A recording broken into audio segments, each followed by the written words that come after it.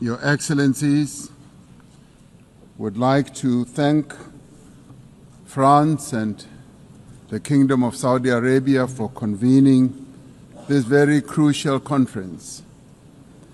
This is a moment of great significance, not only for the people of Palestine, not only for the people of Israel, but for all people who cherish the ideals of freedom and self-determination. Shortly after the United Nations was created, the General Assembly adopted Resolution 181, which recommended the creation of two states, Israel and Palestine.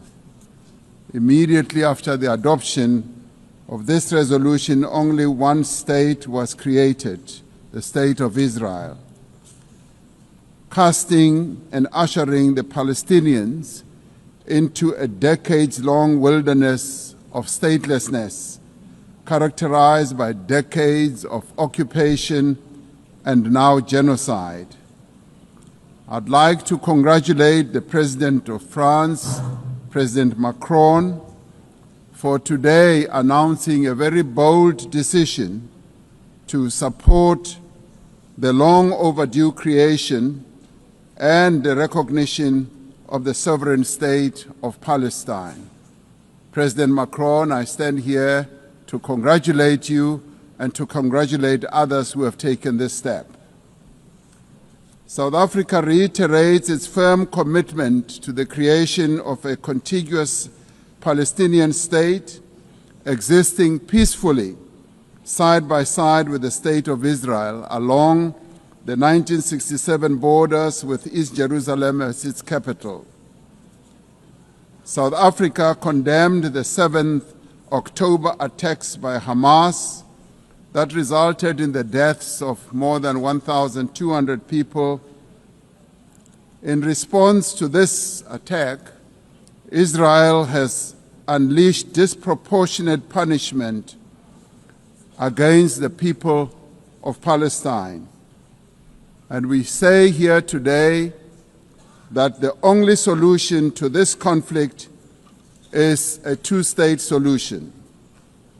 The viability of a two-state solution depends on full and universal respect for international law. All states, including the State of Israel, must comply with the collective obligations under international law. As the UN marks the 80th anniversary, we call on all member states to recognize Palestine and to act in solidarity with its people. To restore the prospects of a two-state solution, we call, firstly, for global recognition of Palestine and its sovereignty and territorial integrity. Secondly, the immediate ceasefire and an end to the genocide and the release of hostages by Hamas and prisoners by Israel.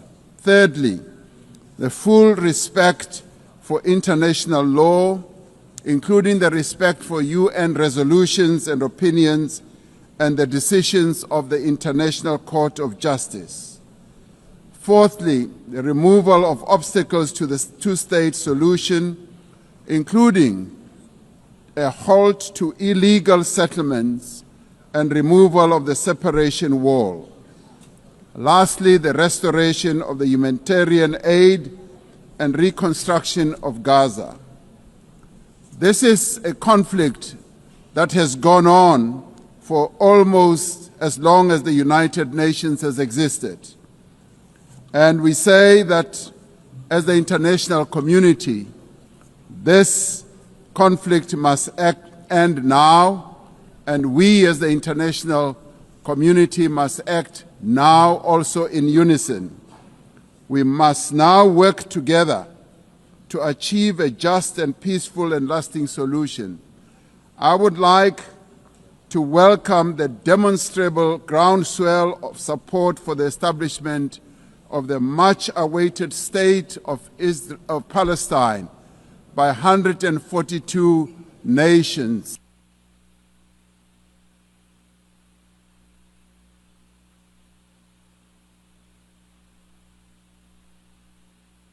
The speaker's microphone has been cut off.